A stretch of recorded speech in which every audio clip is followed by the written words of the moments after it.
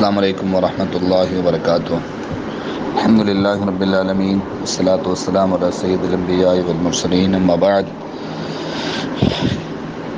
کتاب الصوم رمضان مبارک جو مہینو شروع थियण वारो आहे, शुरू थी चुको आहे. बल्कि किताब الصوم सही बुखारी जे हवाले सां इंशाअल्लाह तरतीबन सबक़न तक़रीबन 5-6 मिनट जी क्लिपन में इंशाअल्लाह मुस्तक़िल रमज़ान जा मसला बयान कंदासीं.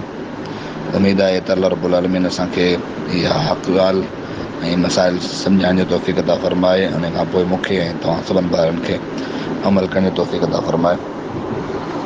सभ खां पहिरियां जेको लफ़्ज़ सौम आहे, लफ़्ज़ी तौर ते ऐं लुग़त में आम इबादत जो नालो आहे, जंहिंमें हिकु मुस्लमान मर्द ऐं औरत सुबुह सादिक खां वठी करे ग़ुरूब आफ्ताब ताईं खाइण पीअण खां ऐं जिमा खां, नफ़्सानी शहवात खां रुकिजी वञे थो. इस्तिलाही तौर ते हिन जी माना जेका आहे उहा इहा आहे त साल में हिकु अहिड़ो महीनो जंहिंमें हर मुस्लमान ते रोज़ो रखणु फ़र्ज़ु आहे. अल्लाह रब्बुल आलमीन जो फ़रमान मुबारक आहे. इमाम बख़ारी रहमहुल्लाह पंहिंजी किताब जे अंदरि बाब ॿधो आहे, बाबु वजूब सौम रमज़ान जे रोज़नि जी फ़र्ज़ियत जो बयानु. ऐं उन में जेको क़ुर जी आयत आंदी अथसि उहा आहे सूरह बक़रा जी आयत नंबर 173. या अय्युहल्लज़ीना आमनू कुतिबा अलैकुमुस्सियाम कमा कुतिबा अलल्लज़ीना मिन क़ब्लिकुम लअल्लकुम तत्तक़ून. ऐं ईमान वारो, तव्हां ते रोज़ा फ़र्ज़ कया विया आहिनि जहिड़े नमूने सां तव्हां खां पहिरियुनि क़ौमनि ते, पहिरियुनि उम्मतनि ते फ़र्ज़ कया विया हुआ. ऐं क़ुर जी ॿी आयत जेका आहे, जेका रोज़े जी फ़र्ज़ियत ते दलालत करे थी, उहा आहे फमन शहीद मिनकुम अश-शहरा फलियसुमहु. तव्हां मां जेको रोज़े जी जेको रमज़ान जे महीने खे पहुचे, रमज़ान जो महीनो हाज़िर थिए, फलियसुमहु, उनखे खपे थो रमज़ान जा रोज़ा रखे. नबी अलैहिस्सलातु वस्सलाम जिन जी हदीस मुबारक आहे रमज़ान जे रोज़नि जे बारे में नबी अलैहिस्सलातु वस्सलाम जिन फरमायो. हदीस नंबर आहे 1891, सही बुखारी जी रिवायत आहे.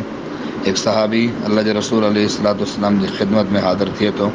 तलहा बिन उबैदुल्लाह रज़ी अल्लाह तआला अन्हु फरमाइनि था त हिकु अराबी परेशान हाल, वार विखिरियल, नबी अलैहिस्सलातु वस्सलाम जी ख़िदमत में हाज़िर थिए थो ऐं हाज़िर थी करे पुछे थो, अल्लाह जे नबी, अल्लाह तबारक व तआला मूं ते केतिरियूं नमाज़ूं फ़र्ज़ कयूं आहिनि?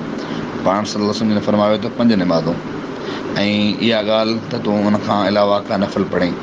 पोइ चवे थो त अल्लाह जे नबी मूंखे ॿुधायो त रोज़ा घणा फ़र्ज़ आहिनि? पाण सल्लल्लाहु अलैहि वसल्लम फरमायो त रमज़ान जे महीने जा रोज़ा, ऐं उन खां अलावा जेकर नफ़िली तौर ते तूं कुझु रखणु चाहीं त रखी सघीं थो.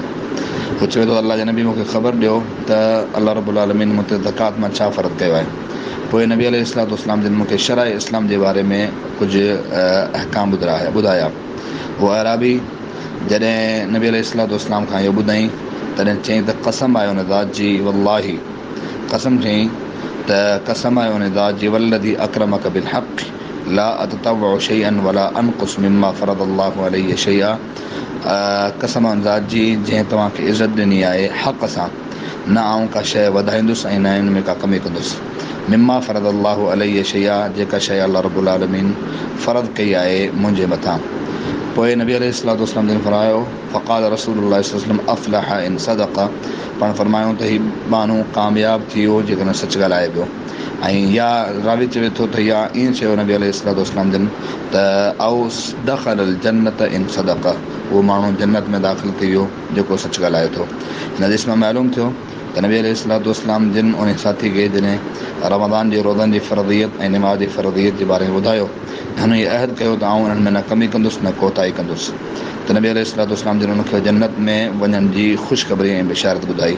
हिन मां 2 शयूं मुराद आहिनि. हिकु नमाज़ फ़र्ज़ियत जेका आहे फ़र्ज़ नमाज़, ऐं ॿी जेको आहे से रोज़नि जी फ़र्ज़ियत, यानी कि फ़र्ज़ नमाज़ में न कमी कंदुसि न कोताही कंदुसि. हिकु वॾी जामे हदीस आहे. ऐं किताब الصوم जी हदीस नंबर 2 आहे. सैयदना अब्दुल्लाह बिन उमर रज़ी अल्लाह तआला अन्हु फरमाइनि था त नबी अलैहिस्सलातु वस्सलाम जिन यौम आशूरा जो रोज़ा रखंदा हुआ, ऐं उन्हनि रोज़े रखण जो नबी अलैहिस्सलातु वस्सलाम जिन हुकुम बि ॾिनो. लेकिन जॾहिं रमज़ान जा रोज़ा फ़र्ज़ थिया त नबी अलैहिस्सलातु वस्सलाम जिन उन रोज़े खे छॾे ॾिनो. ऐं अब्दुल्लाह बिन उमर रज़ी अल्लाह तआला अन्हु उन आशूरा जो रोज़ो कोन रखंदा हुआ, मगर जेकॾहिं पंहिंजे रोज़े में जेको आम तौर ते عبداللہ بن عمر رضی اللہ تعالیٰ عنہ روزो रखंदा हुआ, उन में जे मुवाफ़िक़त थी वञे त अलॻि ॻाल्हि आहे. यानी जीअं ख़मीस जो रोज़ो आहे या सूमर जो रोज़ो आहे, उन जे में मुवाफ़िक़त थी वेंदी हुई त हिकु अलॻि ॻाल्हि आहे. जीअं न त सैयदना अब्दुल्लाह बिन उमर रज़ी अलाह ताला अन्हु जन उहो रोज़ो कोन रखंदा हुआ. त हिन थोरे दर्स जे अंदरि इहा शइ वाज़े थी त रमज़ान जा रोज़ा असां ते फ़र्ज़ आहिनि ऐं रमज़ान जी फ़र्ज़ियत बि क़ुर मां साबित आहे ऐं रमज़ान जी फ़र्ज़ियत नबी अलैहिस्सलाम जिन खां साबित आहे.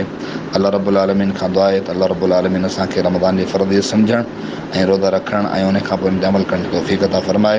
हदीस नंबर जेका 2 आहे उनजो नंबर आहे 1892. अल्लाह रब्बुल आलमीन असांखे सम्झण जी तौफ़ीक़ अता फ़रमाए. वस्सलामु अलैकुम वरहमतुल्लाहि वबरकातुहू.